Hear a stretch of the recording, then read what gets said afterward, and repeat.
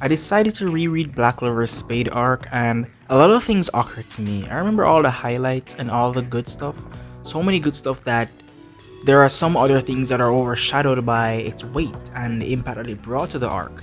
And one thing I'd like to bring to light is the meaning and the usefulness of secret magic. Now, secret magic is this new technique that is very familiar with us, but the term is just now, you know, concrete in the series. But we've learned secret magic, or secret trap magic rather, from the likes of Zora Ideal, and we all know Zora's story, being, the son of a peasant, one of the very first peasants to make it into the Magic Knight squads, and having prejudice and, classism work against him, ending up to his father's demise.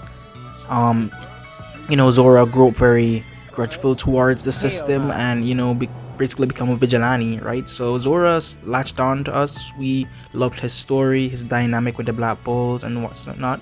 So yeah, Zora is one of the top 5 Black Bulls, and we love him. Honestly, we love his impact on the story. And in the Spade arc, though he didn't get much moments in terms of battle experience and so forth, we did get highlights from him when he was teaching basically Magna swing about secret magic, because back in the Heart Kingdom arc, Magna was neglected and he was told that he was weak, and apparently he didn't have what it takes to learn the likes of Mana Method.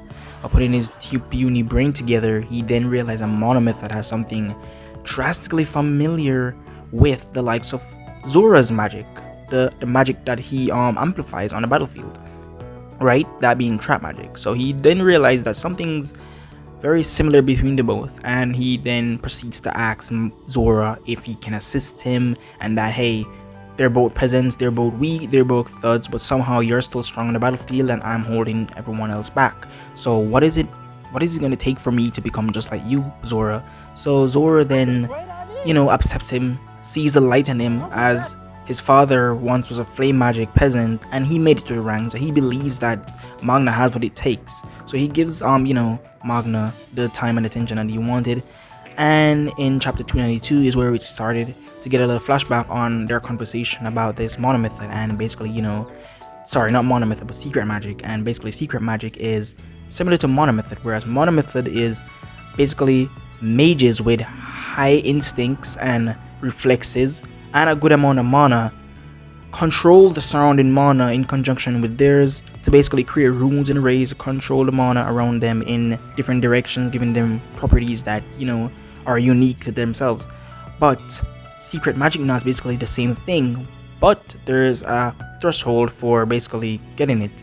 Being a peasant, your magic is so small, the concentration is very slow and very low, and as a peasant you basically can have these arrays on the battlefield and they're just there. So basically what a peasant can do now is what Zora does is leave these trinkets, and beforehand he makes these runes and arrays, complicated runes and arrays that is, to make these counter trap spells. And basically the spells that he creates is as a result of understanding mana itself and understanding himself, and the runes that he make are a reflection of what he desires, or something that reflects him as a person, something that can work with him as a mage. So he then informs Magna that he needs rigorous amount of training, a rigorous amount of research and about himself and mana to do these runes and arrays. And so Magna did indeed learn something new, that it is the Soul Chain Deathmatch, one of the most unique spells in Black Clover.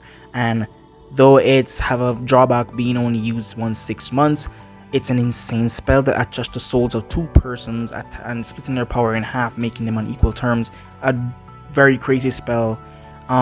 So the likes of Magna was unable to achieve that to the likes of secret magic. So that just goes to give you the hand that Zora is 1, a genius. 2, Zora might as well just be the first person to ever create a attribute like this, one of itself. We have all the other attributes coming, like Mana Method, we got Mana Zone, we got Devil Binding Rituals, but one peasant himself and his father, that is, were the ones that they created this secret magic of sorts. And yeah, But now that the Spade Kingdom arc has been passed, and Zora and Magna still use their counter trap spells, and even recently Magna tried to use the Soul Chain Deathmatch against the likes of Damnatio. People still don't really talk much about secret magic and how amazing it is, and honestly what it can bring to the series, considering that maybe if Black Clover, has a sequel in the coming future, we might even see the likes of, Zora and Magna creating more spells with this secret magic, training peasants alike with the secret magic, giving the world of Black Clover more diversity and giving us more unique spells. A lot can come from this magic attribute, guys, and it's just a crazy thought if you really think about it. The secret magic stuff. This secret magic can really be something special for the peasants in Black Clover, and we can see peasants alike. We can see Zora and Magna essentially become teachers of this new technique and go about the world and teach these peasants, teach themselves more about this secret magic, and you can get some crazy possibilities from this technique. And yeah, I just wanted to bring it up because I feel as though people don't talk about this as much.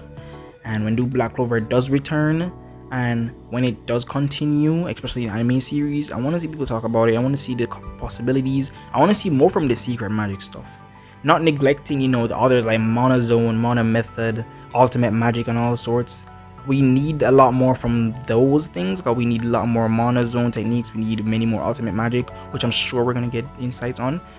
But I'd like to also see more from secret magic, as it is really insane, has a lot of crazy possibilities, and really does something for the likes of the peasants in Black Clover. So yeah, that's my thoughts on secret magic and Zora and Magna's dynamic with it and what it can do to the series. So yeah, if you like anything I had to say in this video, guys, thank you. Please subscribe and leave a comment down below and tell me how you guys feel about secret magic. See ya.